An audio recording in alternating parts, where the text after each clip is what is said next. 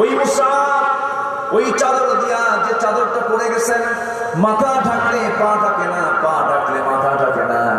রাসূলের কাছে পরামর্শ চাওয়া হলো। রাসূল বললেন, সাহাবীরা শোনো, আমার মুসাব যখন শহীদ হয়ে গেছে তোমরা কি করবে? চাদরখানা দিয়া মাথার অংশ ঢেকে দিয়া ইস্কির নামক যে ঘাস আছে, শোনো দেখো ইস্কির নামক লম্বা লম্বা ঘাস আছে, বুখারীর বর্ণনা, ইস্কির নামক ঘাস দিয়া তোমার পায়ের অংশটুকু ঢেকে দিয়া তাকে কবরে সমাহিত করে দাও।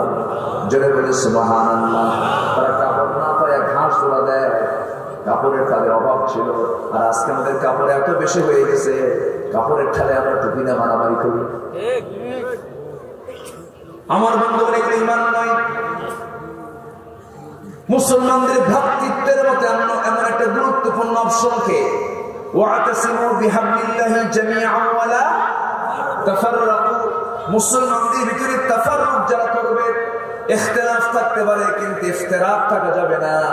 ইখতিলাফ থাকবে, ছিল আছে থাকবে, কিন্তু ইফতিরাক করা যাবে না। তাফাররুকের মধ্যে যারা কাজ করবে, মুসলমানদের ভিতরে ভ্রাতৃত্বের বন্ধন যারা নষ্ট করার যারা আন্দোলন করবে, যারা প্রপাগান্ডা চালাবে, যারা এটার চেষ্টা করবে, তারা মুসলমান নয়, মুনাফিক। আমার দেশে কিছু কাঠমোল্লা আছে, খালি বলে এটা হারাম, এটা হারাম, ওটা হারাম, কোনো হালালের কাছে নাই, ও নিজেই একটা হারাম। আছে না? না আছে না? আমাদের একতা দরকার। আমাদের ভ্রাতৃত্বের অভাবে আজকে গোটা পৃথিবীতে মুসলমান মার খাচ্ছে। আজকে যদি গোটা পৃথিবীর মুসলমান একটা প্ল্যাটফর্মে এসে একটা হুঙ্কার ছাড়ত, ইউরোপ আমেরিকার সভ্যতা সব মাটির সঙ্গে চূর্ণ বিচূর্ণ হয়ে যেত। ওরা কিছুই দিতে পারে না, ওরা যুদ্ধ দিয়েছে। আমেরিকা, ইউরোপ, গোটা পৃথিবীতে আজকে যুদ্ধ দিয়েছে, রক্ত দেখিয়েছে। তাদের ইতিহাস রক্তের ইতিহাস, যুদ্ধের ইতিহাস। মুসলমানদের ইতিহাস হল মানবতার ইতিহাস। বলি আলহামদুলিল্লাহ। আমরা ঈমান আনবো কার উপরে? আসতে বলবেন না, কার উপরে? আল্লাহ কোথায়? হ্যাঁ বলেন, আল্লাহ কোথায়? আল্লাহ তো সব জায়গায় আছেন, আল্লাহর ইলম সব জায়গায়, কিন্তু আল্লাহ তাআলা একটা নির্দিষ্ট আসন আছে।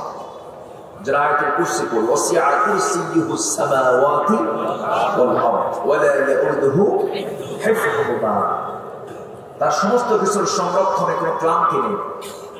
তিনি হচ্ছেন আমার আল্লাহ তাআলা। তিনি কোথায় আছেন? আর রহমান আলাল আরশ ইস্তাওয়া, তিনি আরশ আজিমের সমাসীন আছেন। আরশ আজিম কোথায়? শুধু উপরে না সবার উপর?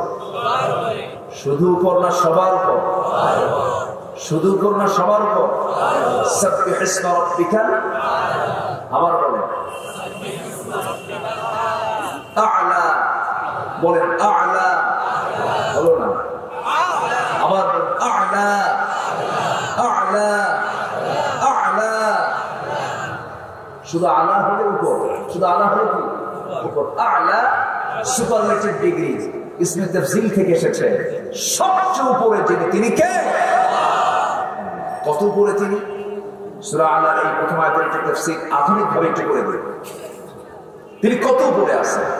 আমরা আমাদের চোখে দেখতে পাই, আমাদের মাথার উপরে আছে মেঘমালা। কি আছে? মেঘ।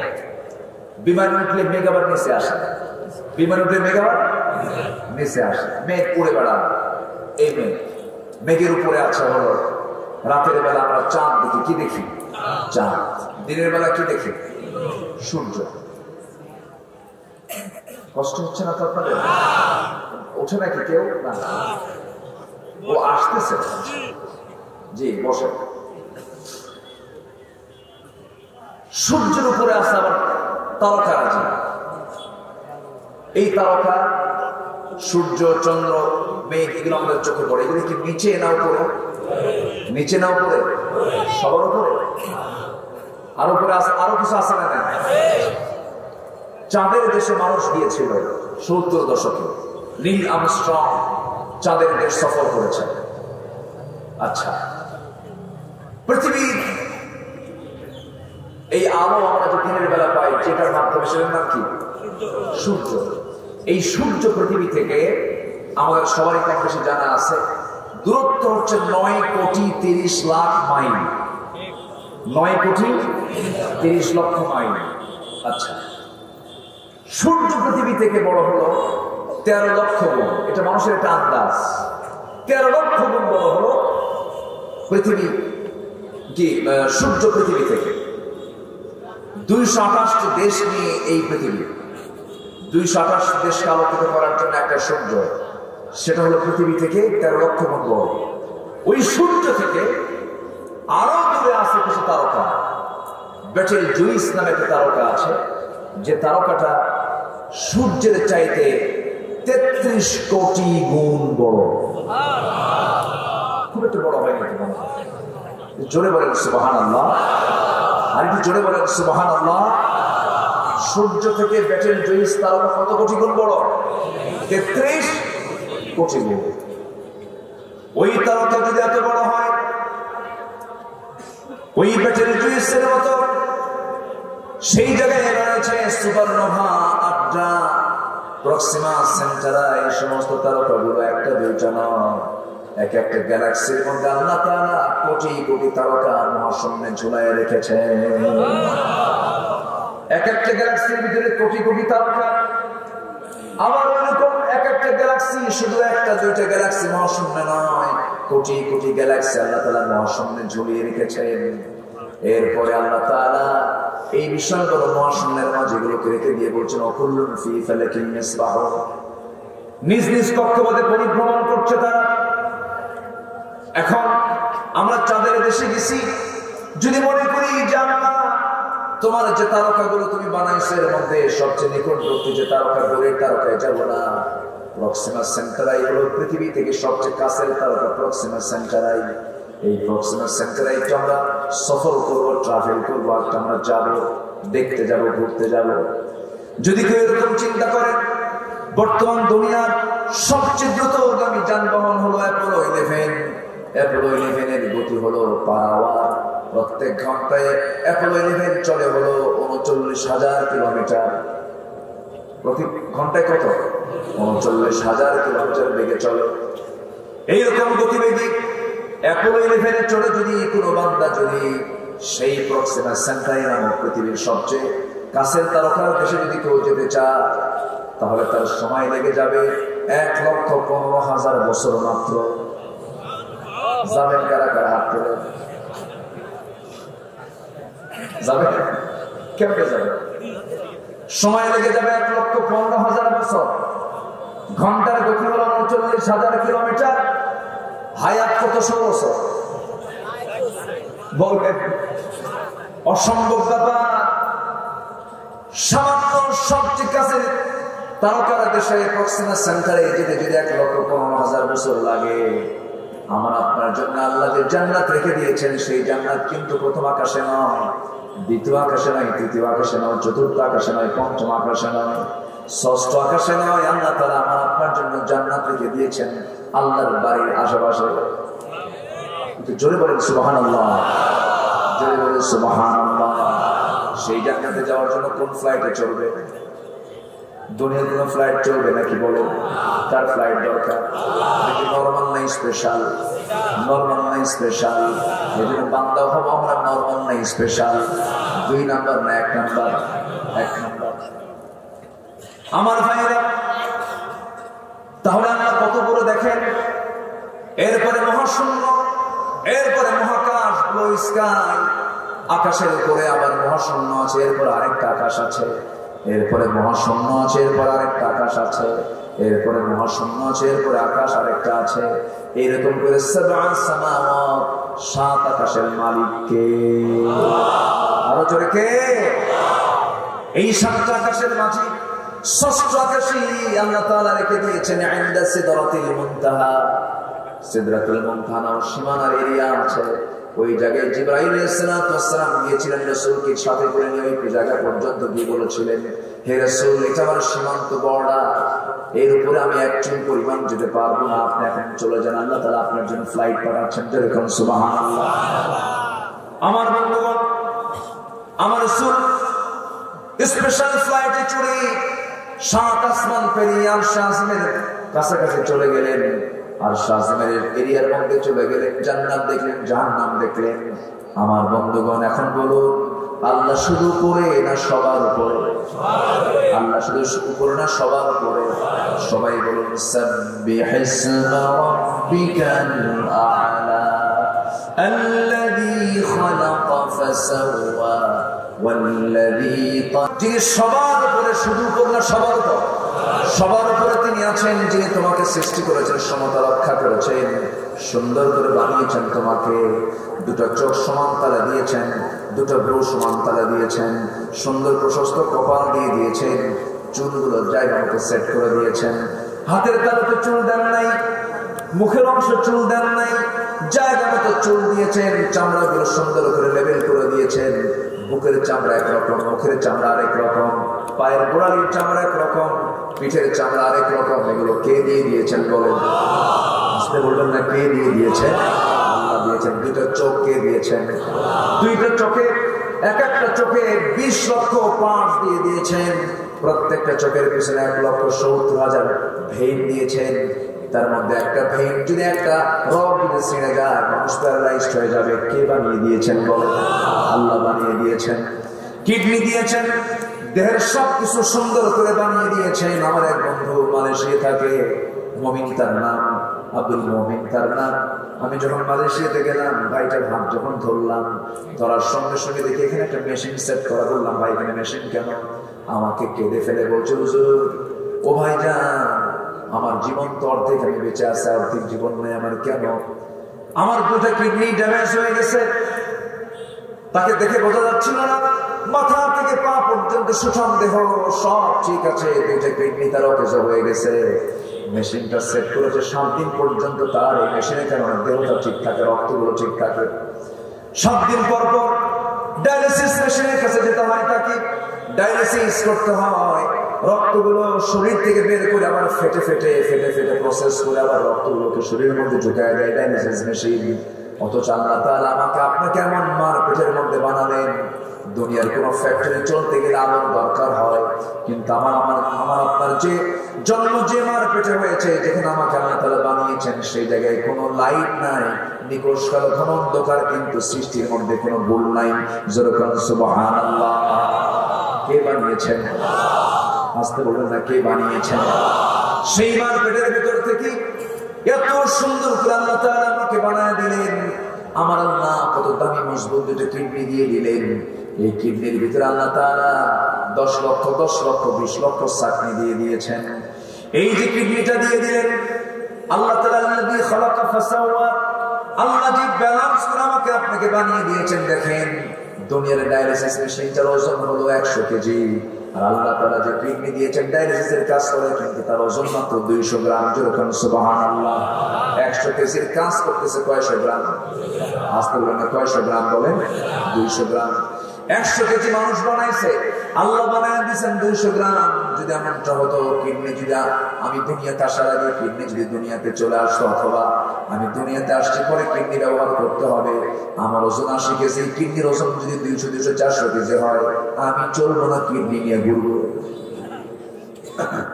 চরম অসুবিধা হয়ে যাবে। এই জন্য আল্লাহ বলছেন, বান্দারে আমি তোর সব চাহিদা পূরণ করে দিয়েছি, কিন্তু বান্দা তোর কাজ হলো তুই কারো প্রতি ঈমান আনবি না, ঈমান আনবি তুই কার উপরে? আসতে বলবেন না, কার উপরে? আল্লাহর উপরে তুই ঈমান আনবি। আযান যখন হয়ে যাবে, ঈমানদার সকল কাজে থাকবে না, নামাজে থাকবে। কোথায় থাকবে বলেন? নামাজে থাকবে। ঈমানদারের বৈশিষ্ট্য কি হওয়া দরকার? আল্লাহ তাআলা সুন্দর করে সূরা মুমিনুন দিয়েছেন। সূরা মুমিনুনের প্রথম কিছু আয়াতগুলো আমরা শিখে নেওয়ার চেষ্টা করব। যারা পারেন সব মিলিয়ে সবাই বলুন, قد أفلح المؤمنون الذين هم في صلاتهم خاشعون والذين هم عن اللغو معرضون والذين هم للزكاة فاعلون والذين هم لفروجهم حافظون إلا على أزواجهم أو ما ملكت أيمانهم فإنهم غير ملومين জোরে বলুন আল্লাহু আকবার। আমার ভাইরা, ইমানদার কারা হবে? যাদের মধ্যে 7টা গুণ পাওয়া যাবে তারা হবে প্রকৃত ইমানদার। আল্লাহ তাআলা সূরা মুমিনুনে তা সুন্দর করে বলেছেন, এর মধ্যে 1 নাম্বার হলো নামাজটা পড়ব সময় না সময়, অমনোযোগে না মনোযোগে, তাড়াতাড়ি না আস্তে আস্তে, সুন্দর করে। যার নামাজ যত সুন্দর হবে তার ইমানটা তত সুন্দর হয়ে যাবে। 5 ওয়াক্ত নামাজ আমরা সবাই পড়বো, জোরে বলি ইনশাআল্লাহ, আরো জোরে বলি ইনশাআল্লাহ, আরো জোরে বলি ইনশাআল্লাহ। নামাজের পরে আল্লাহ তাআলা আবার জিহ্বার দিকে চলে গেছেন, ওয়াল্লাযীনা হুম আনিল লাগবি মু'রিদুন, যারা অনর্থক কথা, কাজ, বেহুদা কথা, কাজ থেকে নিজেকে গুছিয়ে রাখবে। আমার বন্ধুগণ, মুসলমান নামাজ পড়লে খেলা দেখবে নাকি? আমাদের দেশে এমন তাহাজ্জুদ গোছানো আছে, ফজর নামাজ পড়ে না কিন্তু 3টার দিকে উঠে বিশ্বকাপ খেলা দেখে, আছে না? না, যে খেলা আপনার নামাজ নষ্ট হবে, যে খেলায় আপনার ঈমান নষ্ট হবে, যে খেলায় আপনার সময়ের অপচয় হবে, ঈমানদার একটা সেকেন্ডের সময় অপচয় করতে পারে না। সম্মানিত ভাইরা, সম্মানিত বন্ধুগণ, এই বেহায়াপনা থেকে বাঁচার জন্য আমাকে আপনাকে চেষ্টা করতে হবে, ঈমানকে পাহারা দিতে হবে, ঈমানকে মজবুত রাখতে হবে। ঈমানকে কখনো আক্রান্ত করা যাবে না, শিরকের দ্বারা, বিদআতের দ্বারা, গুনাহের দ্বারা আক্রান্ত করা যাবে না। আমার ঈমানকে মজবুত রাখবো, জোরে বলি ইনশাআল্লাহ, আর জোরে বলি ইনশাআল্লাহ। আমার বন্ধুগণ, 4টা কাজ করবো আমরা, আল্লাহর পক্ষ থেকে মুমিনের সার্টিফিকেট নিয়ে নেব। নাম্বার 2 হলো আল্লাহ তাআলা এখানে বলছেন, ওয়াল্লাযীনা আমানু وهاجروا وجاهدوا في سبيل الله। নাম্বার 1 হলো ঈমান যারা আনবে, নাম্বার 2 হলো যারা হিজরত করবে। কার পথে? বলেন, জিকির করেন লা ইলাহা ইল্লাল্লাহ, লা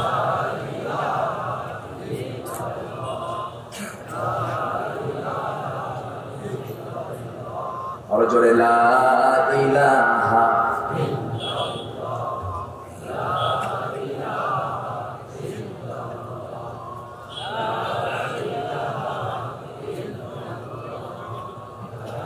চলে যাচ্ছেন কেন? 2-1 করে তার কি আবার আসবে নাকি?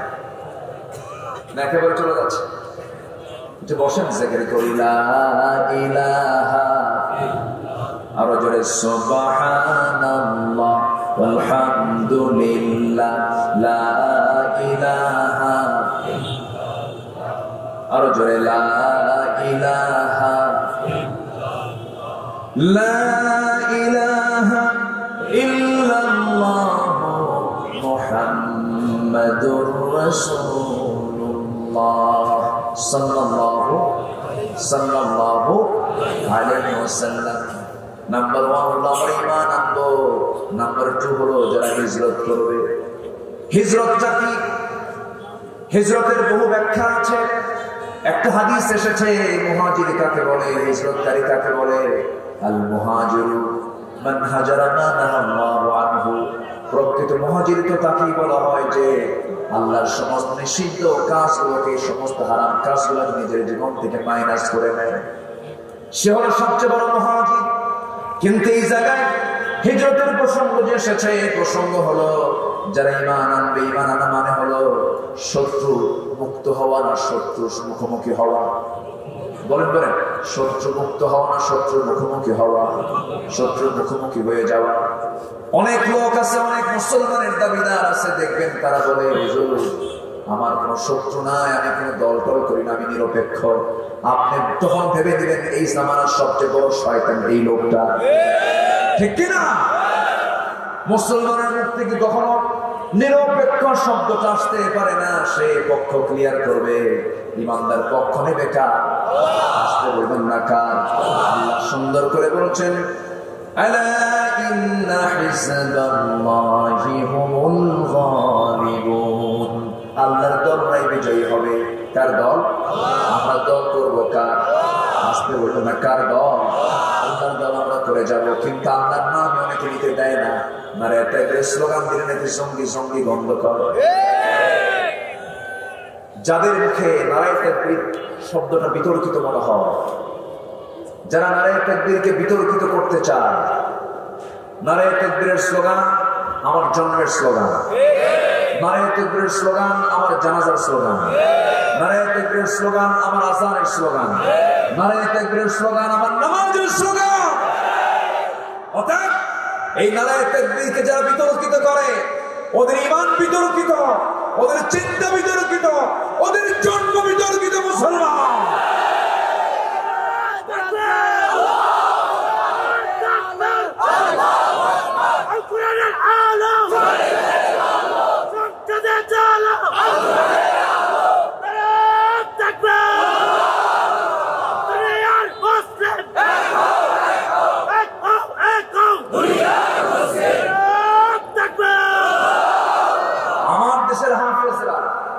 গোটা পৃথিবীর হাফেজকে হারাইয়া দেয়, আর ওদের গায়ে শুনতে ছিল আছে না? না, ক্রিকেটে আপনি বিজয় এনে দুনিয়ার কিছু আনন্দ পেতে পারেন, কোরআন তেলাওয়াতে পুরস্কার এনে দুনিয়াও কল্যাণ, আখিরাতেও কল্যাণ। গভর্নমেন্টকে ধন্যবাদ, হাফেজে কোরআনকে রাষ্ট্রীয় সম্মাননা দেওয়া হয়েছে। আলহামদুলিল্লাহ, জোরে বলে আলহামদুলিল্লাহ। এটা ইতিবাচক দিক। কিন্তু সম্বর্ধনা কেন দেওয়া হলো? নাস্তিক পাড়ার কিছু নাস্তিকরা আবার কয় এটা কোনো যোগ্যতা হলো? হাফেজ কোন যোগ্যতা? তোর 14 গোষ্ঠী নিয়ে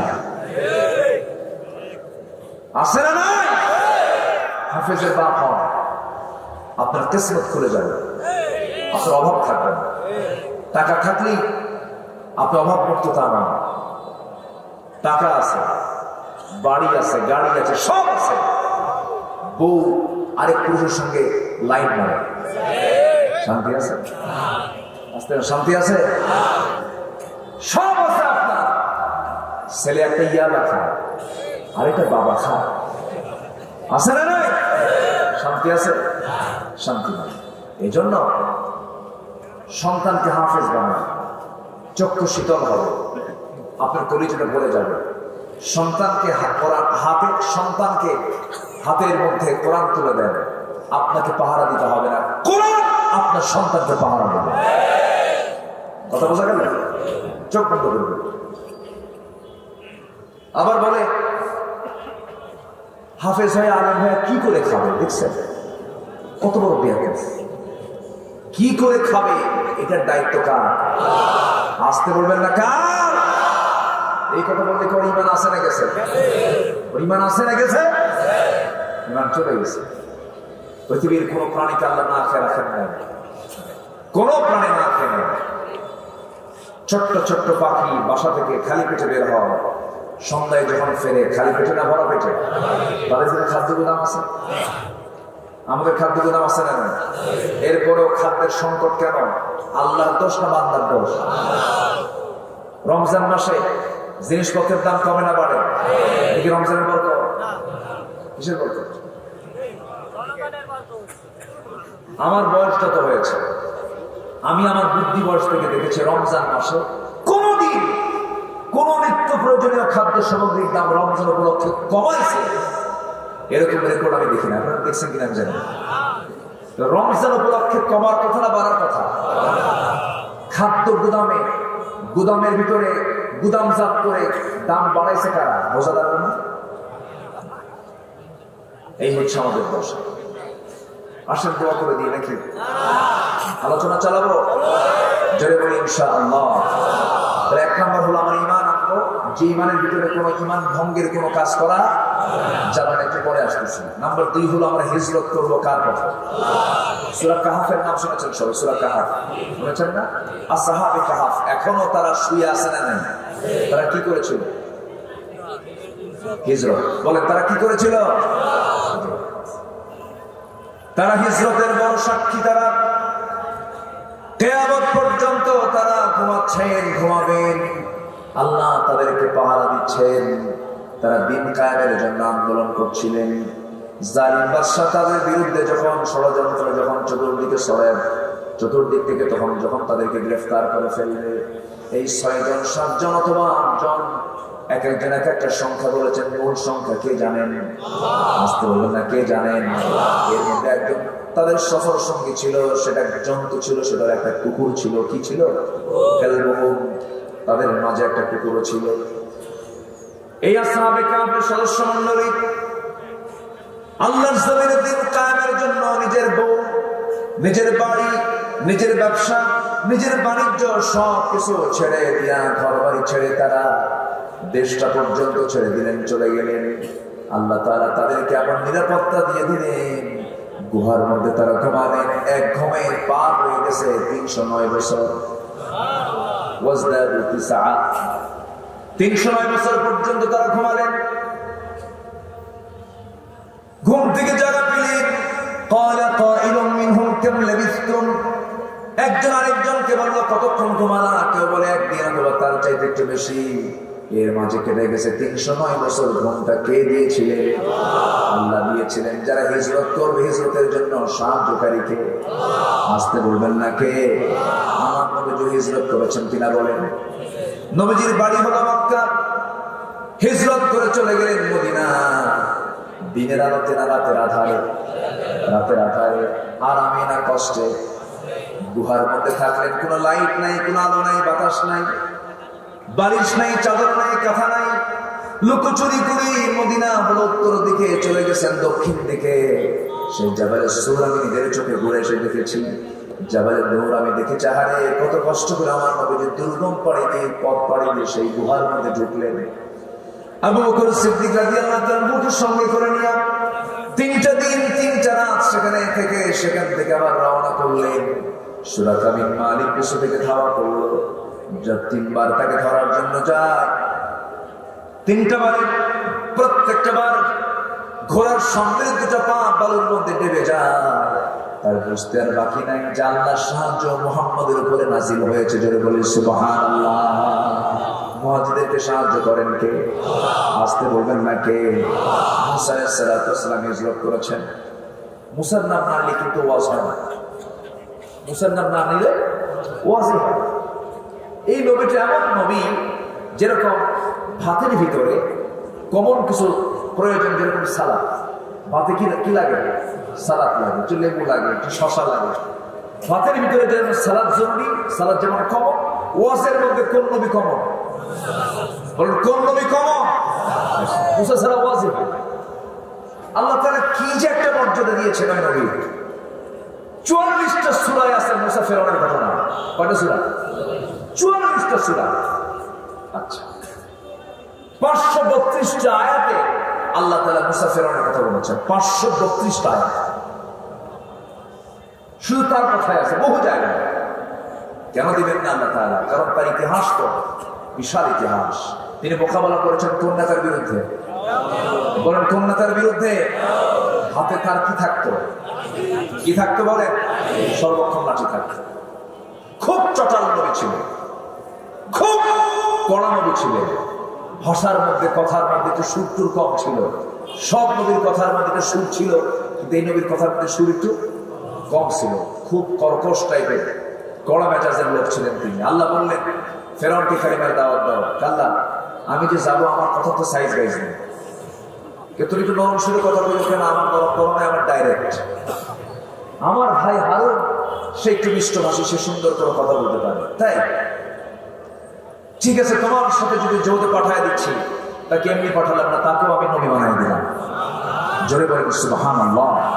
কি দাম! শুধু বলেছেন আমার ভাই সুন্দর করে কথা বলে, তার কথাকে সুপারিশকে গ্রহণ করে ভাইকে নবী বানাই দিলেন। রাগ খুব বেশি ছিল। রাগের খেলায় চুলগুলো খারাপ হয়ে যেত, টুপি ভেদ করে চুল বের হয়ে যেত। এত রাগ ছিল, প্রচন্ড রাগ। যখন তিনি টকবকে যুবক, ফেরাউনের এক লোক এসে মুসাকে বলতেছে, তুমি তো এই কাজটা ভুল করলা। তিনি বললেন, না তুমি ভুল করেছো, কেন তুমি ভুল করেছো, না তুমি ভুল করেছো।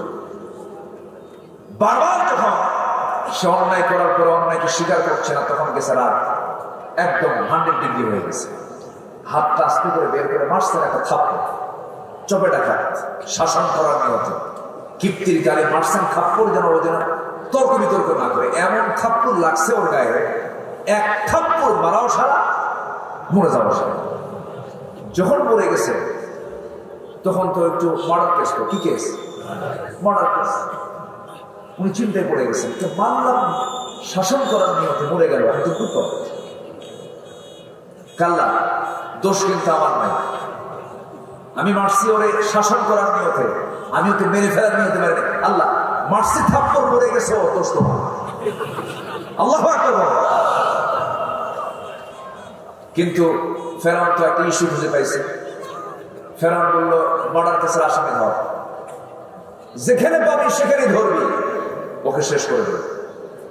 থাকতে পারলেন না, হলো হিজরত। হলো কি হিজরত? তাহলে ইমানের পরে কি, ইমানের পরে কি হিজরত। দেশ ছাড়ল, কোন দোষ ছিল না তার।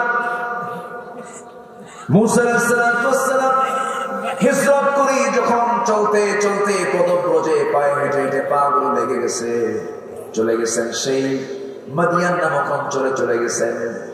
সামনে একটা কূপের কিনারায় চলে গেলেন, প্রচন্ড তৃষ্ণা পাচ্ছিল। পাত্র দিয়ে ওই কূপ থেকে পানি তুলে তিনি তৃষ্ণা নিবারণ করলেন। হঠাৎ করে দেখতে পেলেন দুজন মহিলার সামনে একটা বালতি হাতে নিয়ে দাঁড়ানো আছেন। বললেন, ও মহিলারা, তোমরা এখানে কেন, কি করবে?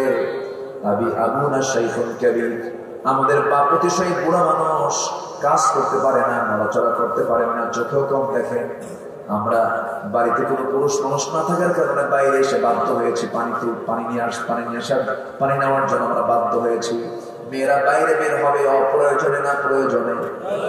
বলেন অপ্রয়োজনে না প্রয়োজনে? আর এখন মেয়েরা বাইরে বের হয় কিসে? অপ্রয়োজনে বের হয়, কোনো কাজ নাই। মার্কেটে না গেলেও চলে। স্বামীকে এক ধমক মেরে বলে, তুমি কি মার্কেট বুঝো নাকি? এক ধমক মারার মহিলা কিছু আসছে না নাই? আসতে বলবেন না, আছে না নাই?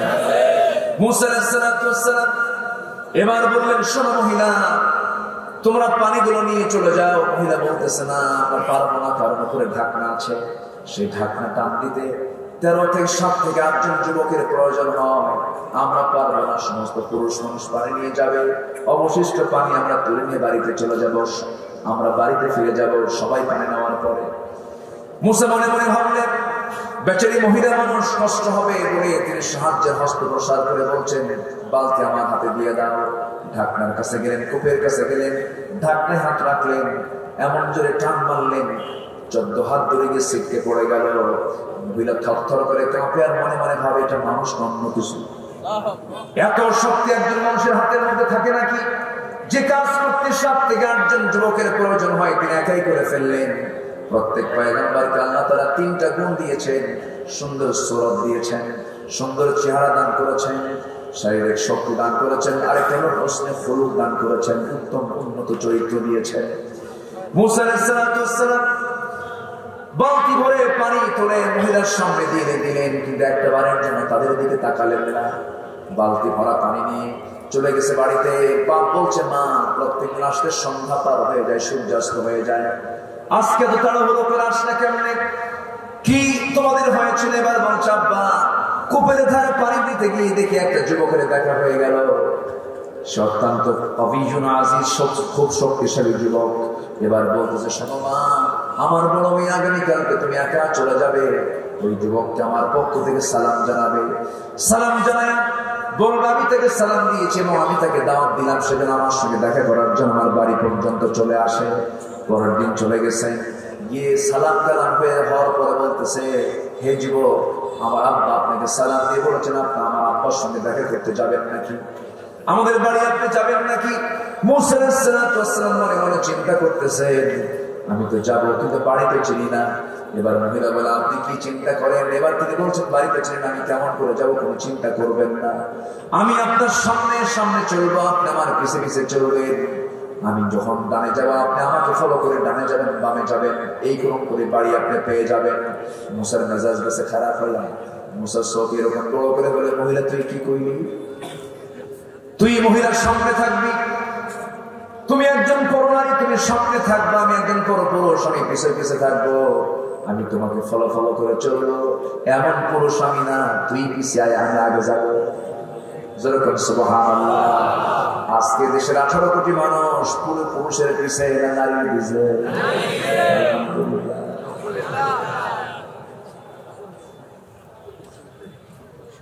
মুসা আলাইহিস সালাম বললেন, শোনো মহিলা, আমি সামনে যাব, তুমি আমার পিছে আসবে।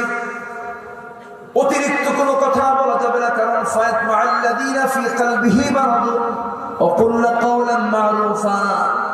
তুমি ন্যায়সঙ্গত কথা বলবো, অতিরিক্ত কোনো অ্যাডজেক্টিভ লাগায় কোনো কথা বলতে পারবে না, কর্কশ করে কথা বলবা। আমি সামনে সামনে চলবো, পিছে পিছে চললে পরে তোমার দিকে আমার নজর চলে যাবে, আমার চোখের গুনাহ হয়ে যাবে। আমি সামনে সামনে চলবো, তুমি আমার পিছে পিছে আসবে। শুধু দুইটা শব্দ বলবে, ডান বাম, ডান বাম, এছাড়া অতিরিক্ত একটা কথাও তুই বলতে পারবি না। মহিলা সাবধান। এবার মহিলা মনে মনে চিন্তা করে, গতকালকে দেখলাম শক্তিশালী যুবক, আজকে দেখি চরিত্রবান যুবক বলে ছায়া থাকে না। আর আজকের যুবকরা নজর দিলে সেই নজর বন্ধ হয় না, ঠিক কিনা? মুসা আলাইহিস সালাম পৌঁছে গেলেন বাড়িতে। বাড়িতে পৌঁছার পরে বুড়ো লোকটার সঙ্গে দেখা হয়ে গেল। বুড়োর সঙ্গে দেখা হওয়ার সঙ্গে সঙ্গে সালাম বিনিময় হয়ে গেল, করমর্দন হয়ে গেল, আলিঙ্গন হয়ে গেল। হঠাৎ করে এবার বৃদ্ধর মুখ থেকে বের হচ্ছে, হে যুবক, তোমার নাম তো মুসা। আমি থমকে দাঁড়ায় গেছেন, আমার নাম তো মুসা। এই লোকটা জানলো কেমনে? এত দূর চলে আসলাম, সেই মিশর থেকে এত দূর পর্যন্ত চলে এসেছি, অথচ এই লোকটা আমাকে চিনলো। এই লোকটা কোন গ্রুপের হতে পারে জানি না। থরথর করে কাঁপতেছেন। এবার বৃদ্ধ লোকটা বলছে, ও যুবক মুসা, ভয় পাও কেন? কোনো চিন্তা করো না। আরো কিছু জানি কি, তুমি কেন আসছো, কি জন্য আসছো? থাপ্পড় মারছো, মরে গেছে, এরপরে আসছো। বিশাল টেনশন সৃষ্টি হয়ে গেল। এবার বলছে, ও মুসা, চিন্তা করো না, আরো কিছু জানি তোমার, তুমি কোনো টেনশন করবে না। তুমি সামনে দাঁড়িয়ে দাঁড়িয়ে যার সামনে কথা বলছো, সাধারণ কোন বুড়োদের কাতারের বুড়ো এই লোকটা নয়। এই বুড়োর পরিচয় হলো আল্লাহ তাআলা এই মাদিয়ানবাসীর জন্য যাকে পয়গম্বর করে পাঠিয়েছেন, মহিলা মাদিয়ানা কওম শুআইবা, আল্লাহর নবী শুআইব আলাইহিস সালাতু ওয়াস সালাম। আমি যখন সুবহানাল্লাহ, খুব খুশি হয়ে গেছেন। মুসা আলাইহিস সালাতু ওয়াস সালাম তাকে জড়িয়ে ধরে বলছেন, আরে এত উত্তম প্রতিবেশনী পেয়ে গেলাম, এত উত্তম মানুষের সন্ধান আমি পেয়ে গেলাম, আমি খুব খুশি হয়েছি। এবার শুআইব আলাইহিস সালাতু ওয়াস সালাম বলছেন, শোনো, আমার দুইটা মেয়ে, এই দুইটা মেয়ের যে কোনো একটা মেয়েকে আমি তোমার সঙ্গে বিয়ে দেবো, তুমি কি রাজি আছো নাকি? তাহলে এখন একটা বিষয় ফাইন্ড আউট হয়ে গেল, বিয়ের প্রস্তাব আসবে মেয়ের পক্ষ থেকে না ছেলের পক্ষ থেকে? বলেন কোন পক্ষ থেকে? মেয়ের বাবার পক্ষ থেকে, মেয়ের পরিবারের পক্ষ থেকে প্রস্তাব আসবে। এখন প্রস্তাব যায় কার পক্ষ থেকে? গার্লস স্কুলের সামনে যায় কিছু কিছু যুবক ঘন্টার পরে ঘন্টায় মেয়ের মতো বসে থাকে, মনে হয় বাপ নাই মাও নাই, আসে না আসে না আসে না, বসে থাকে। আস্তে করে গেট থেকে বের হয়, কোনো কথা বলে না, পিছে পিছে হেঁটে হেঁটে যায় আর বলে, শোনো, আমার দিকে একটা বার তুমি তাকাবা না, দেখো সব কোথায় গেছে। 3 দিন 4 দিন চলে যায়, ঘুম নাই, তুমি একটা বার বলো আই লাভ ইউ। আসলে এরকম আসেন না, বলো না। যুবকরা এগুলো করা যাবে না। মুসার চরিত্র আনতে হবে, ইউসুফের চরিত্র আনতে হবে। চরিত্র তোমার যদি সুন্দর হয়ে যায়, উন্নত চরিত্র অর্জন যদি করতে পারো, গোটা পৃথিবী তোমার হাতে চলে আসবে, কোনো সন্দেহ নাই, ঠিক কিনা? চরিত্র সুন্দর করতে হবে। তুমি কোনো মেয়ের দিকে তাকালে ভাবতে হবে, আমার তো বাড়িতে মা আছে, আমার বাড়িতে বোন আছে, আমার বাড়িতে আমার আপনজন অনেকেই আছে, না তাকানো যাবে না। আপনার বাড়িতে বউ আছে না নাই বলেন? আছে, এগুলো খেয়াল করতে হবে। এক সাহাবী এসে বলছেন, হুজুর সব বাদ দেবো কিন্তু জেনা বাদ দেবো না। রাসূল বললেন, ও সাহাবী, এদিকে আস্তে করে বসো, জেনা যে করবো তোমার মায়ের সঙ্গে জেনা যদি কেউ করো, তুমি কি সহ্য করবো? বাইরে ফেলাবো? তোমার বউয়ের দিকে যদি কেউ তাকাও, জবা করবো? তুমি সহ্য করবে না, তোমার মায়ের দিকে তাকালে তুমি সহ্য করবে না, তোমার মেয়ের দিকে তাকালে তুমি সহ্য করবে না। তুমি যার সঙ্গে জেনা করতে যাওয়ার ইচ্ছা পোষণ করো, সে তো কারো না কারো মেয়ে, কারো না কারো মা, কারো না কারো বোন। সারে চোখের কোনা বেয়ে টপ টপ করে পানি পড়ছে, আর বলছো আল্লাহর কসম করে বলে জেনার কাছে আর কোনোদিন যাব না। জোরে বলে সুবহানাল্লাহ। আমরা ভালো হয়ে যাব, আমরা মুসলমান, ঈমান এনেছি, কোনো পাপ কাজের দিকে আমরা জড়াবো না। হিজরতের প্রসঙ্গ আনতে কোন নবীর কথা মনে হয়ে গেছে বলেন? দেখেন আমরা খুব দূর চলে গেছি, আবার ফিরে আসি। রাত তো অনেক হয়ে যাচ্ছে, আজকে ঘুরি এত ঘুরতেছে কেন বুঝলাম? হ্যাঁ, আলোচনা চালাবো, জোরে বলি ইনশাআল্লাহ। আমার আবার একটা বদ অভ্যাস আছে, আমার আলোচনা একটু লম্বা হয়, আপত্তি নাই তো? থাকতে রাজি আছেন তো সবাই? জোরে বলি ইনশাআল্লাহ। কয়টা কাছে বলেন, কয়টা কাছে সার্টিফিকেট পাওয়া যাবে? কয় নাম্বার চলতেছে? 2 নাম্বার। 1 নাম্বার হলো ঈমান আনা, নাম্বার 2 হলো হিজরত করা। মুসা আলাইহিস সালাম শুআয়ব আলাইহিস সালামের সামনে গিয়ে যখন হাজির হলেন, বললেন, ও আমার মুসা, তুমি আমার সামনে দাঁড়িয়ে আছো, আমার 2টা মেয়ে, যে কোনো একটা মেয়েকে তোমার সঙ্গে বিয়ে দেবে, তুমি কি বিয়ে করতে রাজি আছো নাকি? মুসার খুশি দেখে কে নবী হবেন শ্বশুর, এত বড় কপাল আমার।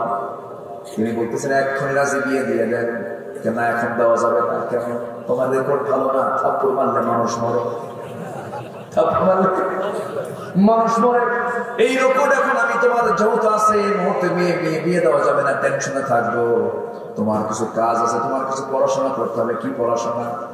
মরু অঞ্চলে ওই মাঠের ভিতরে কিছু তোমাকে ছাগল চড়াতে হবে। কি পড়াশোনা? দেখে মাঠের ভিতরে ছাগল তোমাকে চড়াতে হবে। 8 বছর হলে অনার্স কোর্স হয়ে যাবে, আর 10 বছর হলে পরে মাস্টার্স কোর্স সম্পূর্ণ হয়ে যাবে। তোমার 10 বছর করলেই ভালো হয়। 10 বছর তিনি ছাগল পালন করলেন। এই রাগী মানুষের কাছে যদি ছাগল দেওয়া হয়, রাগী মানুষ তো খুব সহজে ছাগল পালতে পারে। ছাগল তো খুব শান্ত প্রাণী, যত প্রাণী আছে এর মধ্যে সবচাইতে বেজুল প্রাণী হলো ছাগল। পাগলে কিনা বলে, ছাগলে কিনা খায়। এই ছাগল পালার দায়িত্ব দেওয়া হলো মুসাকে। ছাগল আপনারা পালছেন কিনা জানি না, ছাগল আমি ধরেছি, ছোটবেলায় গ্রামীণ জীবনে বড় হয়েছি, ছাগল লালন পালনের দায়িত্ব পেয়েছি। ছাগল পালানোর সন্ধান জোরে বলে সুবহানাল্লাহ। ছাগল আপনি মাঠ থেকে ধরে আনবেন অথবা ছাগলটাকে বের করবেন। ছাগল যদি একবার জিদ ধরা পর্যন্ত, একবার যদি জিদ ধরে ফেলে, একবার যদি ব্রেক মারে, মানে সামনের 2টা পা একবার মাটিতে গেড়ে দেয়, ওই যে গেড়ে দিল, দড়ি নিয়ে আপনি ছেড়ে যাবেন পাবলিক, মাগার ছাগল নড়বে না। এই ছাগল পালতে দেওয়া হলো মুসা আলাইহিস সালামকে, এর আগে মানুষটাকে 10 বছর ছাগল পালতে পালতে ইবনে কাসির এসেছে, তাফসীর ইবনে কাসির এসেছে, সর্বশেষ দিন যেদিন তিনি ছাগলগুলো নিয়ে, কাসাসের তাফসীর করে দেখবেন, ছাগলগুলো নিয়ে যখন বাড়ির দিকে ফিরতেছিলেন, ফেরার সময় তিনি একটা ছাগলকে দেখলেন বিচ্ছিন্ন হয়ে একদিকে দৌড় মারতেছে, পাল থেকে দৌড় মারছে, রাগ গেছে বেড়ে। মুসা তার পিছে পিছে দৌড়, ছাগল দৌড়, মুসাও দৌড়। মুসার সঙ্গে পারবে নাকি? নবী তো শক্তি বেশি। এক পর্যায়ে ছাগলটাকে ধরে ফেলেছেন, 2 হাতের মধ্যে তুলে, সঙ্গের উপরে তুলে এক আছাড় মারবেন। কিন্তু লক্ষ্য করে দেখেন ছাগলটার লোম দিয়ে টপ টপ করে ঘামগুলো ঝরে ঝরে পড়ে। ছাগলটার চোখে মুখে চরম ভীতির ছাপ দেখতে পাচ্ছেন, কি চরম ভয় পাচ্ছে, থরথর করে কাঁপতেছে। মুহূর্তের মধ্যেই তার রাগটা কমে গেল, দয়া মায়া সৃষ্টি হলো। মনে মনে চিন্তা করলেন, ছাগল তুই তো কিছুই বুঝিস না, তোর মায়েরও খিলা। আস্তে করে 2 হাত থেকে ছেড়ে দিয়া ছাগলটাকে কোলের মধ্যে নিয়ে তিনি আদর করতে লাগলেন। আল্লাহ বললেন, মুসা তোমার রাগ কমে গেছে, নবুয়ত দিয়ে দিলাম। জোরে বলে সুবহানাল্লাহ, আরো জোরে বলুন সুবহানাল্লাহ। বেশি থাপ্পড় মারা যাবে না। মুসা আলাইহিস সালাম হিজরতের ফলাফল পেয়েছেন। হিজরতের ফলাফল আছে না নাই? আমার নবী হিজরতের ফলাফল পেয়েছেন কেমনে দেখেন। দাওয়াতি কাজ করলেন, মক্কায় মার খেলেন, ইয়াসার সুমাইয়াকে হারিয়ে ফেললেন, সাহাবীরা শহীদ হয়ে গেলেন, নবীজি রক্তাক্ত হয়ে পড়লেন। এরপরে সাহাবীরা আবিসিনিয়ার দিকে হিজরত করলেন। আমার নবীর আগে সাহাবীরা কিছু হিজরত করে চলে গেছেন আবিসিনিয়ার দিকে। শেষ পর্যন্ত আমার আল্লাহ আমার নবীকে হিজরতের অর্ডার দিলেন, হিজরত করলেন, মদিনার দিকে রওনা করলেন। মদিনায় গিয়ে পৌঁছে সবার সঙ্গে একটা চুক্তিবদ্ধ হয়ে ছোট্ট একটা নগর রাষ্ট্র গড়ে তুললেন, একটা ক্ষুদ্র রাষ্ট্র গড়ে তুললেন। সেই ক্ষুদ্র রাষ্ট্রের দায়িত্ব পালন করছেন মুহাম্মদ সাল্লাল্লাহু আলাইহি ওয়াসাল্লাম। রোজার হুকুম চলে এলো দ্বিতীয় হিজরতে। রোজার সাহাবীরা রোজা আছেন, 16টা রোজা রেখেছেন। 16টা রোজা রাখার মধ্য দিয়া হঠাৎ করে আমার নবীর কানে চলে এলো, ইয়া রাসূলুল্লাহ, জিবরাইল সাল্লাল্লাহু আলাইহি ওয়াসাল্লাম বলছেন, ইয়া রাসূলুল্লাহ, বাতিলদের মোকাবেলা করতে হবে আপনাকে। কুরাইশ হাজির হয়েছে, বদর প্রান্তর পর্যন্ত চলে এসেছে। বাতিলদের মোকাবেলার জন্য আপনি প্রস্তুতি নিয়ে নেন। আমার নবী সাহাবায়ে কেরামকে বলেন, সাহাবীরা, রমজান মাস এসেছে, রোজা রাখতে হবে, এটা ঠিক আছে, কিন্তু জিহাদের ডাক এসেছে, হিজরত করলাম, এখন জিহাদ করতে হবে। সাহাবীরা কারা কারা আছো? সম্মেলন করে সাহাবীরা দাঁড়ায় গেলেন। নবীজি সবাইকে বললেন, সবাই তোমরা প্রস্তুতি নিয়ে ফেলো। 17তম রমজানের দিন রাসূল যখন বদর প্রান্তরে পৌঁছে গেলেন, যুদ্ধ শুরু হয়ে যাবে। যুদ্ধের প্রাক্কালে বলেন, সাহাবীরা, আজকের এই জিহাদের ময়দানে তোমরা তোমাদের ফরজ রোজা ভেঙে ফেলে দাও। ফরজ রোজা ভেঙে ফেলে দিলেন। জিহাদ এমন একটি ইবাদত, যে ইবাদত করতে গিয়ে ফরজ ভাঙতে হয়। আল্লাহু আকবার বলেন। অথচ সেই জিহাদকে শুনলে পরে অনেকে রাগ হয়, অনেকে মন খারাপ করে। অথচ ইবাদত করতে গিয়ে ফরজ রোজা ভাঙতে হয়েছে সাহাবায়ে কেরামকে। কিছু সাহাবী বললেন, ইয়া রাসূলুল্লাহ, আমরা রোজাও রাখবো, জিহাদও করব। রাসূল বললেন, না না, শক্তি সঞ্চয় করতে হবে বাতিলদের মোকাবেলা করার জন্য। গায়ের শক্তির দরকার আছে না নাই? রোজা ভেঙে ফেলে দাও, কারণ রোজা পরে রাখার সুযোগ আছে। ফাইদাতুম মিন আইয়ামিন উখরা ইন কুনতুম মারদা আও আলা সাফারিন। সাহাবীরা শেষে সফরের হালতে ছিলেন, মুসাফির ছিলেন। রোজা ভেঙে ফেলে দিয়া যুদ্ধের ময়দানে যুদ্ধ করতে লাগলেন। সেই যুদ্ধের ময়দানে সাহাবীদের সংখ্যা খুব কম ছিল, 313 জন সাহাবী ছিল। এর মধ্যে ছোট্ট 2 জন মদিনা আফরার ছেলে দেয়, ছোট্ট 2টা বাচ্চা আফরার ছেলে দেয়, মুআজ। এই ছোট্ট 2টা বাচ্চা নবীর কাছে এসে কেঁদে কেঁদে বলে, হুজুর, যোদ্ধার সংখ্যা নাকি কম হয়ে গেছে, মুজাহিদ নাকি কম হয়ে গেছে, সংকট হয়ে গেছে, মেহেরবানি করে একটু অনুমতি দিলে আমরা 2 জন যুদ্ধে যেতাম। রাসূল হাসি মেরে বলছে, ও বাচ্চারা, কেমনে যাবা? তরবারি তুলতেই পারবে না। হুজুর, যুদ্ধে একটু পারমিশন যদি দিতেন, বড় তরবারি না নিলে ছোট তরবারি নিয়ে যাবো, কি করবা? আবু জাহেলকে খাইয়া ফেলাবো। যেরকম আল্লাহু আকবার। রাসূল খুশি হলেন কেন? সঙ্গে সঙ্গে মুআজ বলছেন, ইয়া রাসূলুল্লাহ, শুনেছি আপনাকে নাকি খুব কষ্ট দিয়েছে, আপনাকে নাকি আঘাত করেছে। আমাদের রাগ তো সবার উপরে না, আমাদের রাগ হলো আবু জাহেলের উপরে। যেরকম সুবহানাল্লাহ। কি ঈমান তাদের মধ্যে ছিল।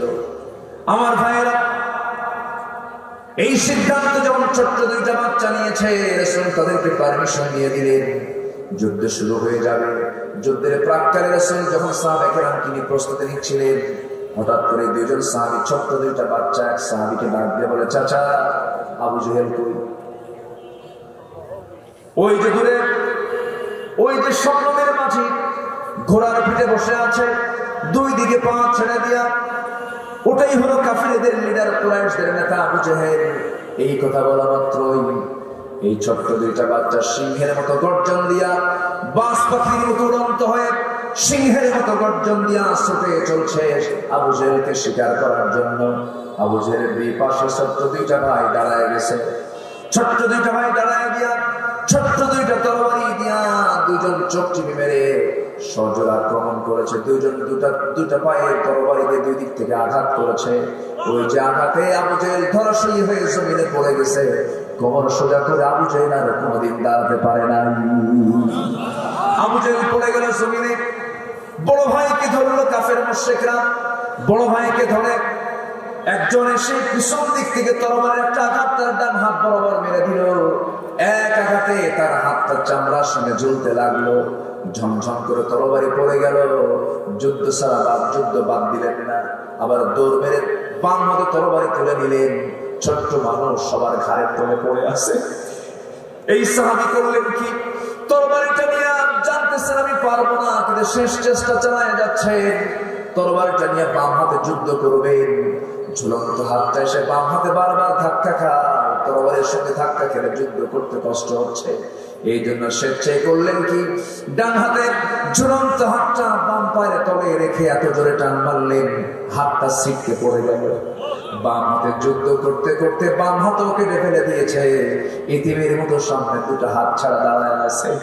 আরেকজন কাফের এসে তরবারের একটা ঘাত তার ঘাড় বরাবর মেরে দিল, মস্তকটা ছিটকে পড়ে গেল। দুনিয়া থেকে শাহাদত বরণ, শহীদ হয়ে দুনিয়া থেকে বিদায় হয়ে দুনিয়ার সমস্ত মুসলমানকে জানান দিলেন, ঈমান এমন করে আনতে হয়, হিজরত এমন করে করতে হয়, জিহাদ করে শহীদ হয়ে রক্তাক্ত হয়ে এমন করে আল্লাহর সামনে হাজির হতে হয়। জোরে বলে সুবহানাল্লাহ। বদর যুদ্ধের ময়দানে সাহাবীরা করলেন কি, দেখতে পাচ্ছেন কারো সামনে কারো ভাই, কারো সামনে কারো বাবা, কারো সামনে তার চাচা, কারো সামনে তার জামাই, কারো সামনে তার ছেলে। আব্দুর রহমান আমার নবীর প্রিয় সাহাবী আবু বকর সিদ্দিক রাদিয়াল্লাহু তাআলার ছেলে। এরপরে এরকম করে ওবায়দা একজন বিখ্যাত সাহাবী, তার বাপ যারা কাফেরদের পক্ষে যুদ্ধ করতে আসছে। এরকম করে আমার নবীর নিজের জামাই, বড় জামাই আবুল আস নবীর বিরুদ্ধে যুদ্ধ করতে আসছে। আমার নবীর আপন চাচা আব্বাস রাদিয়াল্লাহু আনহু তিনিও আবু জেহেলের নেতৃত্ব অবলম্বন করে যুদ্ধ করতে আসছে। যুদ্ধের ময়দানে বাপ বেটার দেখা হলো, ওবায়দার সঙ্গে তার বাবার দেখা হয়ে গেল। তরবারি হাতে নিয়ে সামনে হতভম্ব হয়ে আছেন, আমার বাপকে আমি কেমন করে আঘাত করি। তরবারি আস্তে করে গোটায় নিয়ে তরবারি কোষবদ্ধ করে ফিরতেছেন। ফিরতে ফিরতে মনে মনে চিন্তা করছেন, জিহাদ করতে এসেছি কার পথে? আসতে বলবেন না কার পথে? আর আজকে যদি আমার বাপকে বাপ মনে করে যদি ছেড়ে দেই, জিহাদ তো হবে না, হবে মুনাফিকি, মারাত্মক অপরাধ হয়ে যাবে। আমার বাপকে ছেড়ে দেওয়া যাবে না, কারণ সেই বাপ তো ইসলামের দুশমন, নবীর দুশমন, আল্লাহর দুশমন। বাপকে বাপ না মনে করে, শিরকের প্রতীক মনে করে, দিনের দুশমন মনে করে আবার করে দাঁড়ালে তরবারিটা কোষমুক্ত করে বাবার দিকে সিংহের মতো গর্জন দিয়ে আগায় গিয়া গর্দান বরাবর সন্তান হয়ে বাবার গলা বরাবর মেরে দিয়া মস্তকটা বিচ্ছিন্ন করে দিয়া গোটা পৃথিবীর মুসলমানকে বুঝায় দিলেন, দিন মানতে গেলে এমন করেই দিন মানতে হয়। যেরকম সুবহানাল্লাহ। যুদ্ধের ময়দানে ৭০ জন কাফের জাহান্নামে চলে গেল। ৭০ জনকে বন্দী করা হলো। ৭০ জন কুরাইশ যখন বন্দী হয়ে গেছে, সেই বন্দীর মধ্যে আমার নবীর জামাই আছে, আমার নবীর আপন চাচা আব্বাসও আছেন। এই দুজন যখন গ্রেফতার হয়ে গেল, মুক্তিপণ দাবি করা হলো। সবাই মুক্তিপণ দিয়ে যায়, সবাইকে খাবারও দেওয়া হচ্ছে, কারণ তাদেরকে খাবার, যুদ্ধবন্দীদের খাবারের দরকার আছে না নাই? খাবার দেওয়া হচ্ছে, সবাইকে দেওয়া হলো খেজুর, সবাইকে দেওয়া হলো আমভাবে খেজুর। কিন্তু নবীদের জামাইয়ের দিকে তাকায়া, নবীদের চাচার দিকে তাকায়া সাহাবীরা করলেন কি, ছাগলের গোশত দিলেন আর রুটি দিলেন, উন্নত খাবার দিলেন। সবাইকে দড়িতে বেঁধেছেন, পিঠমোড়া দিয়া শক্ত করে বাঁধন দিয়েছেন। নবীদের চাচার বাঁধনটা নরম করে দিয়েছেন, জামাইয়ের বাঁধনটা নরম করেছেন। জামাই কি আদরের না? জামাই কি আদরের না? আদরের তো।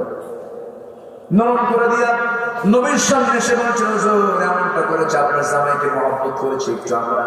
রাসূল বললেন, কেন করলে? এটা তো যুদ্ধের নীতি নয়, সবার জন্য আইন সমান। অতএব যেহেতু দড়ির বাঁধন নরম করে দিয়েছে দুজনকে, বাকি ৬৮ জনের দড়ির বাঁধন নরম করে দাও, ঢিল করে দাও।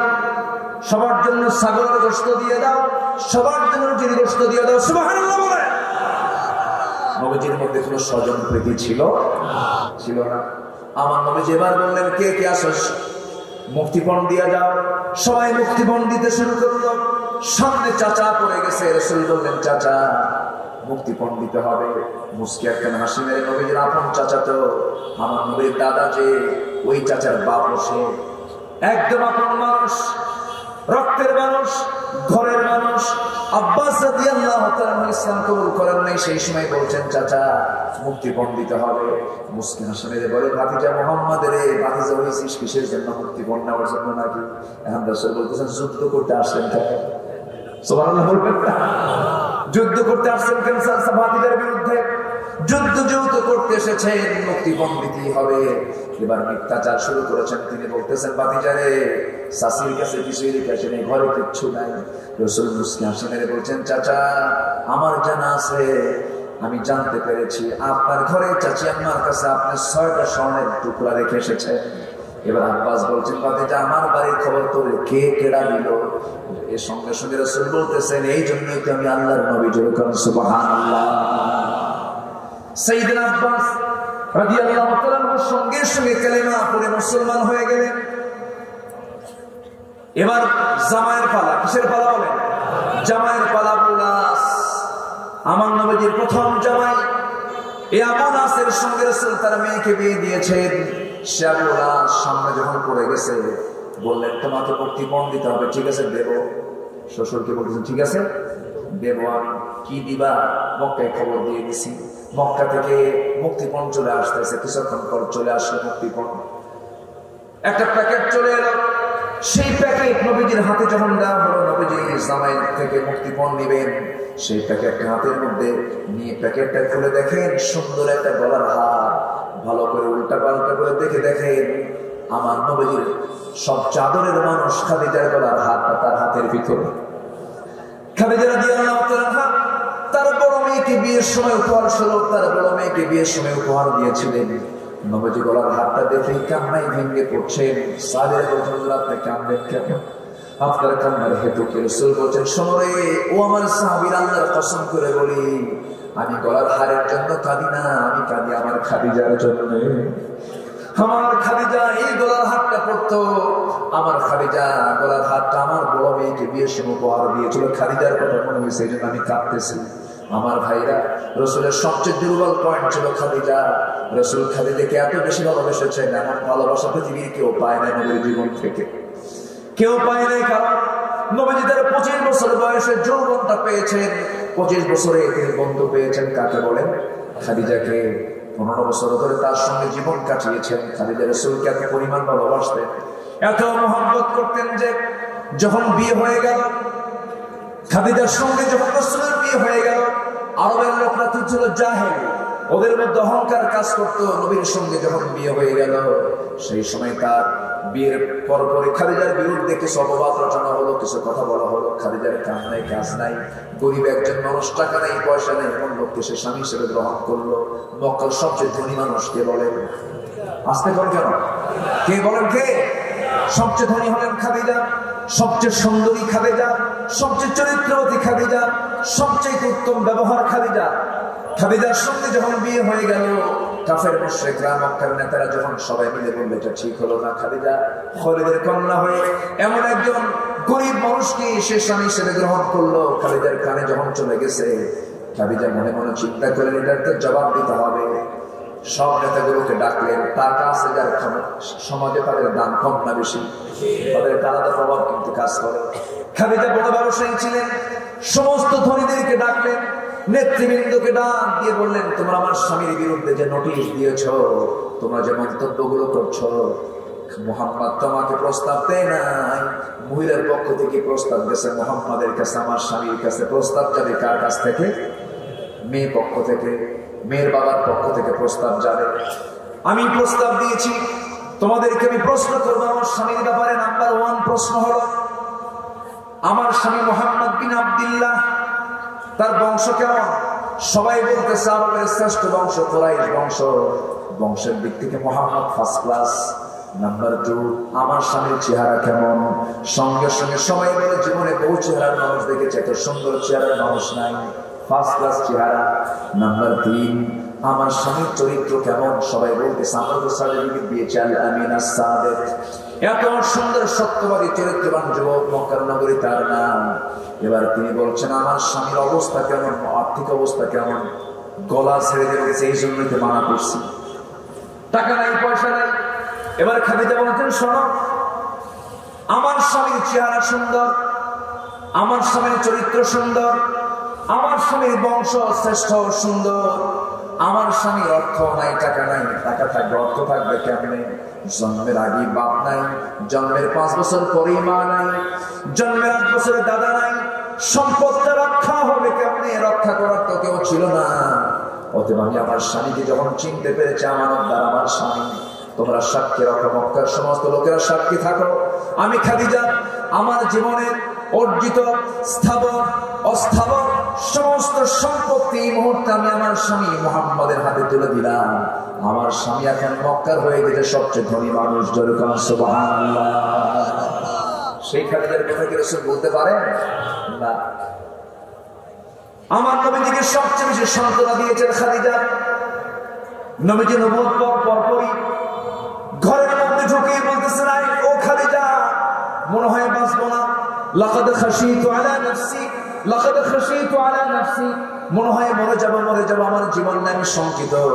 সঙ্গে সঙ্গে খাদিজা রাদিয়াল্লাহু আনহা বললেন, আমার স্বামী আপনি চিন্তা করবেন না, কারণ আপনার ক্ষতি পৃথিবীতে কেউ করতে পারবে না।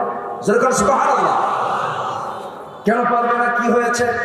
আপনি কাউকে ঠকান না, এতিমের পাশে দাঁড়ান, দুস্থের পাশে দাঁড়ান, হকের পক্ষে কথা বলেন, আপনার কোনো ক্ষতি কেউ করতে পারবে না। এবারে রাসূল বলছেন, খাদিজা 15 বছর ধরে দাম্পত্যময় জীবন চালালাম, আজকে তোমাকে একটা নতুন প্রস্তাব দেব। এই প্রস্তাব কোনোদিন দেই নাই। সেই প্রস্তাবটা হলো, আমি শুধু স্বামী তোমার নয়, আল্লাহ তাআলা আমাকে আল্লাহর পয়গম্বর করে দুনিয়াতে পাঠিয়েছেন, কোরআন নামক কিতাব দিয়েছেন, আমি আল্লাহর নবী। খাদিজা কাঁদতে কাঁদতে বলছেন, আমার স্বামী গো, খুব ভালো। বলি আলহামদুলিল্লাহ, জোরে বলি আলহামদুলিল্লাহ। কয়টা কাজ আমরা আজকে শিখে যাব? আজকে বলবেন না কয়টা কাজ চলতেছে, কয় নাম্বার? 3 নাম্বার আলোচনাও চলছে, এখান থেকে পয়েন্টগুলো শেষ হয়ে যাচ্ছে। আমার বন্ধুগণ, আগে ঈমান, এরপরে হিজরত, এরপরে জিহাদ ফি সাবিলিল্লাহ, এরপরে হলো ওয়াল্লাযীনা আমানু ওয়া নাসারু। যারা মুজাহিদদেরকে সহযোগিতা করবে, সবাই তো যেতে পারবে না, সবাইকে যেতে পারবে নাকি? এক সাহাবী অন্ধ ছিলেন, নবীর সামনে গিয়ে বলছেন, হুজুর যুদ্ধের পারমিশন দেন। এই ওঠেন করে যাবে? ও জরুরত, আচ্ছা, আর কি করা আছে? এখানে তো কোনো মার্সি নাই। জি, এক অন্ধ সাহাবী নবীর সামনে দাঁড়ালেন, নবীর সামনে দাঁড়িয়ে বলছেন, ইয়া রাসূলুল্লাহ, আমার তো চোখ নাই, কিন্তু যুদ্ধে যেতে দারুণ মন চায়। রাসূল বলেন, চোখ ছাড়া যুদ্ধ করবা কেন? অনুমতি নাই, যাও। অনুমতি নাই, যাও। রাসূল তাকে সারা জীবন অনুমতি দেন নাই। প্রথম খলিফা থেকে অনুমতি দেন নাই, দ্বিতীয় খলিফা মানে ফারুকের আমলে এই অন্ধ সাহাবী নবীর সামনে গিয়ে দাঁড়িয়ে, ওমর ফারুকের সামনে গিয়ে দাঁড়িয়ে বললেন, ভাই ওমর, আমার মনের কথা রাসূলকে বলেছে, রাসূল আমাকে পারমিশন দেন নাই। আমি প্রথম খলিফাকে বলেছি, প্রথম খলিফা আমাকে পারমিশন দেন না। ওমর, আমার বিশ্বাস তুমি আজকে আমাকে ফিরাইয়া দিবা না, তুমি আজকে আমাকে ফিরাইয়া দিবা না। আমি শুধু সাহায্য করবো না, আমি জিহাদেও যাব। আমি শুধু দূরে দূরে থেকে সাহায্য করবো তা হতে পারে না, আমাকে জিহাদের পারমিশন দিয়ে দেন আমিরুল মুমিনিন। ওমর ফারুক তার মনের ভাষাটা বুঝলেন। এবার আস্তে করে পাশে বসায় দিয়ে বললেন, সেই সাহাবীর নাম হচ্ছে আব্দুল্লাহ ইবনে উম্মে মাকতুম রাদিয়াল্লাহু তাআলা আনহু। আস্তে করে বসায় দিয়ে বললেন, ও আমার ভাইজান, আপনি যুদ্ধে যাবেন, যুদ্ধ করবেন কেমনে? চোখ তো নাই। এবার তিনি বলছেন, ভাই ওমর, আমি তো উত্তরটা রেডি করে আপনার সামনে এসেছি, আপনি আমাকে কেমন প্রশ্ন করবেন? সুবহানাল্লাহ বলবেন না? আমি জানি আপনি আমাকে কেমন প্রশ্ন করবেন। জবাব হলো, যুদ্ধের ময়দানে সবাই তরবারি দিয়ে যুদ্ধ করবে এমনটা নয়। যুদ্ধের ময়দানে সবাই তরবারি হাতে নেবে তাও কিন্তু নয়। যুদ্ধের ময়দানে তো অন্তত একজন তো কালিমার ঝান্ডা হাতের মধ্যে নেবে, তার তো যুদ্ধ করা লাগবে না। অন্তত কালিমার ঝান্ডা ধরার দায়িত্ব আমি আব্দুল্লাহ ইবনে উম্মে মাকতুমকে দেওয়া হোক। সুবহানাল্লাহ, আর যদি সুবহানাল্লাহ। আমাকে কালিমার ঝান্ডা ধরতে দেন। গাজওয়ে কাদিসিয়ার যুদ্ধে, গাজওয়ে কাদিসিয়া, এই কাদিসিয়ার যুদ্ধে আব্দুল্লাহ ইবনে উম্মে মাকতুমকে ওমর ফারুক রাদিয়াল্লাহু আনহু অনুমতি দিয়ে দিলেন কালিমার ঝান্ডা নিয়ে। তিনি বললেন, আমার শখ হলো সবার সামনে আমি কালিমার ঝান্ডা নিয়ে দাঁড়ায় থাকবো। আমি তো চোখে দেখি না, ডানেও যাবো না, বামেও যাবে না। শত্রু আমার দিকে তীর লক্ষ্য করবে, তীর লক্ষ্য ভেদ হবে, তীর লক্ষ্য পর্যায়ে লক্ষ্যে চলে আসবে। আমি নড়বো না, চলবো না, আমি চোখে দেখবো না। শত্রুপক্ষের তীর এসে আমার বুকের মধ্যে সরাসরি ঢুকে পড়বে, পিঠ দিয়ে বের হয়ে যাবে, ফিনকি দিয়ে রক্ত গড়ে গড়ে পড়বে। কিয়ামতের দিন রক্ত মাখা দেহ নিয়ে আল্লাহর সামনে হাজির হয়ে বিনা হিসেবে জান্নাতে চলে যাব। জোরে বলে সুবহানাল্লাহ। অজ্ঞ সাহাবীর কি প্রেরণা, আর চোখে থাকা লোকের ভিতরে কয় জিহাদ আছে নাকি ইসলামের মুনাফিকের বাচ্চাগুলো, ঠিক কি না? আল জিহাদ মাদিন ইলা ইয়াউমিল কিয়ামাহ, জিহাদ ছিল, জিহাদ আছে, কিয়ামত পর্যন্ত জিহাদ চলবে। জিহাদ মানে আমরা ভুল বুঝি, জিহাদ মানে শুধু মারামারি নয়, জিহাদ মানে শুধু রক্তারক্তি নয়। এই যে মাহফিল এসেছেন কষ্ট করে মাটিতে ঠান্ডায় বসে আছেন, এটা এক প্রকার কি জিহাদ, এটা এক প্রকার জিহাদ। অন্যের বিরুদ্ধে প্রতিবাদ করা একটা জিহাদ, অন্যের বিরুদ্ধে কথা বলা একটা জিহাদ, অন্যের বিরুদ্ধে অবস্থান নেওয়া একটা জিহাদ, ন্যায়ের পক্ষে কথা বলা একটা জিহাদ। জিহাদের বহুগুলো স্তর আছে।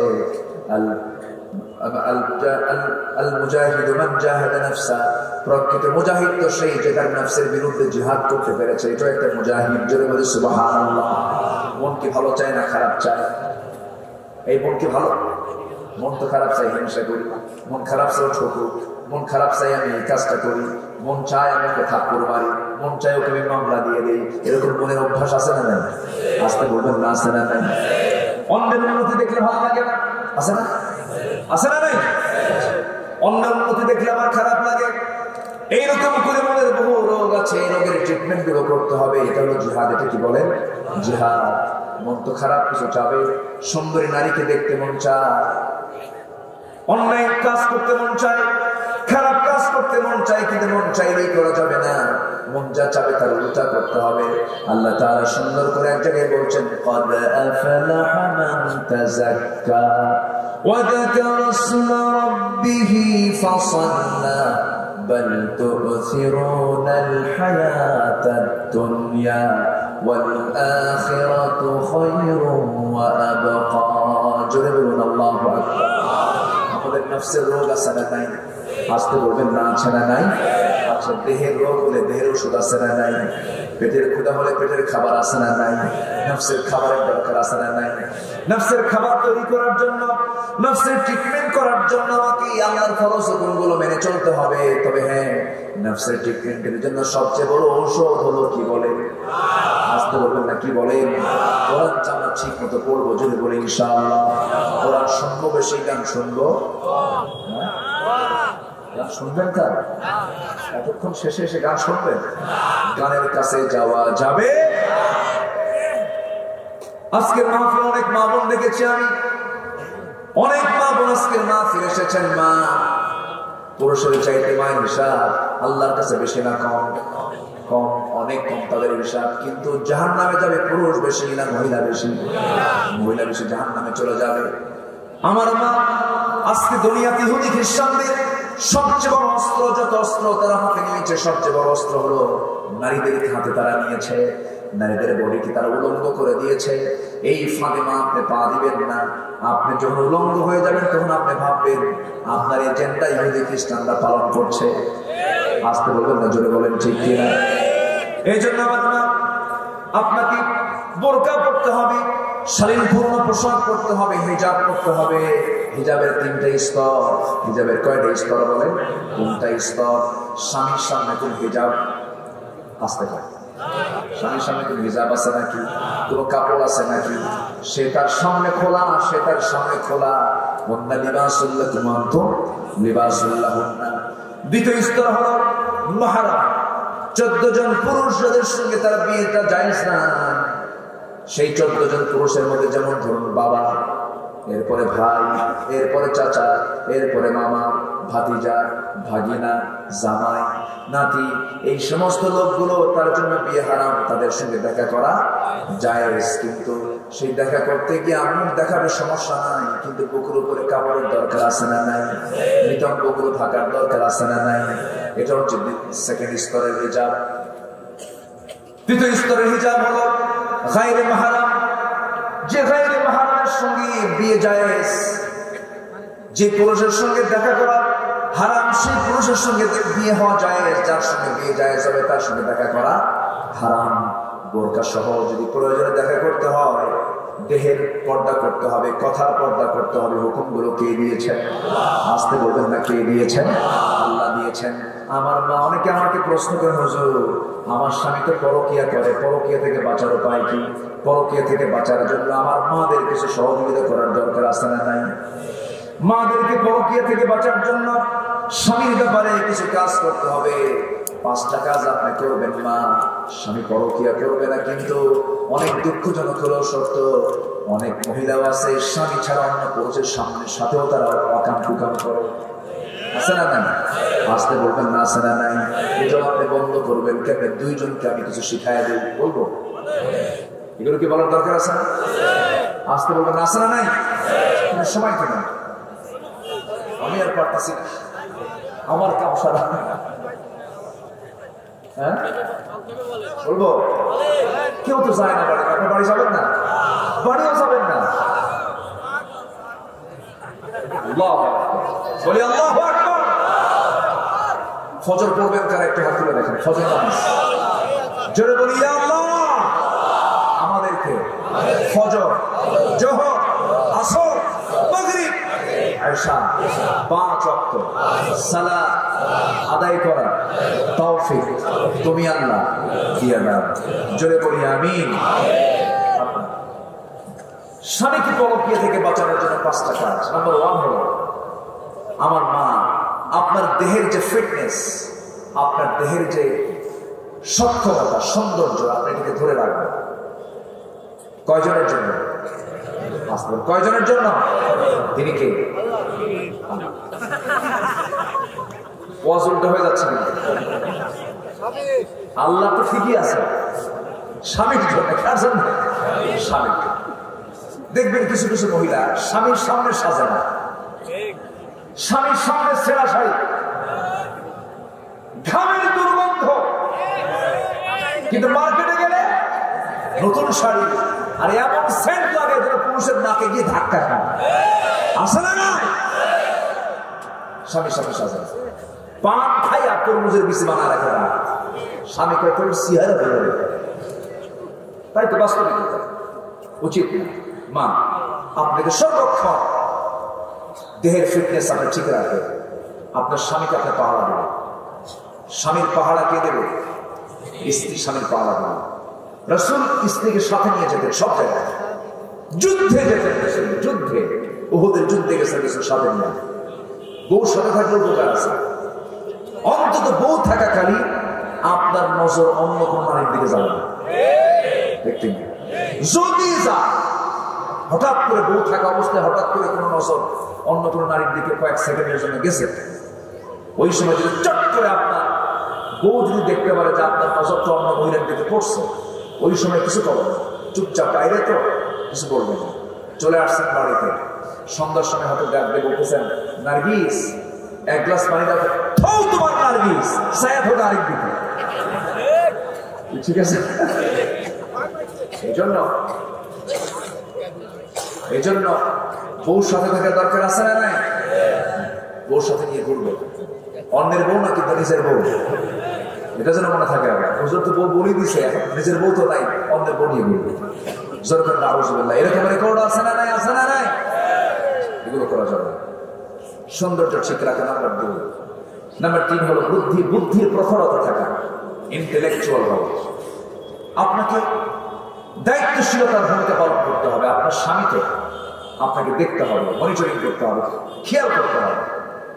হাসি মুখে রিসিভ করবেন। দেখবেন কিছু কিছু মহিলা আছে বিকেল বেলা স্বামীটা কষ্ট করে অফিসের কাজটা সরিয়া ভ্যান ট্যান চালায় সন্ধ্যার দিকে গেছে, বাড়িতে ঢুকতে না ঢুকতেই, শোনো ছেলের বাপ, শোনো আমার খোকার বাপ, তোমাকে আমি আজকে ঢুকতেই দেবো না, ওকে সাইজ না করা পর্যন্ত তোমার সঙ্গে আমার কোনো কথা নেই। গন্ডগোল লাগছে এরকম আছে? আসতে বলবেন আছে না নাই? এগুলো আপনার স্বামী যখন ঢুকবে সালাম দিবে, অথবা স্বামীও সালাম দিতে পারবে, সালামে কোনো বাধা নাই, সালাম দিবে। আর স্বামী স্ত্রীর সম্পর্ক কখনো নষ্ট হবে না। 2টো বাক্য শিখে রাখবেন সবসময়ের জন্য। এটা 2 জনে কাজে লাগাবেন। হয়তো স্বামী খুব খেপে গেছে, খুব রাগ করছে, স্বামীর রাগ একদম 100 ডিগ্রি, তখন বইয়ের দায়িত্ব হলো দুটা কথা বলা, একটা হলো সরি। বুঝতেছেন কি আমার কথা? সরি, ইটস মাই মিস্টেক, আমার এটা সম্পূর্ণ ভুল হয়ে গেছে, আমাকে মাফ করে দিও।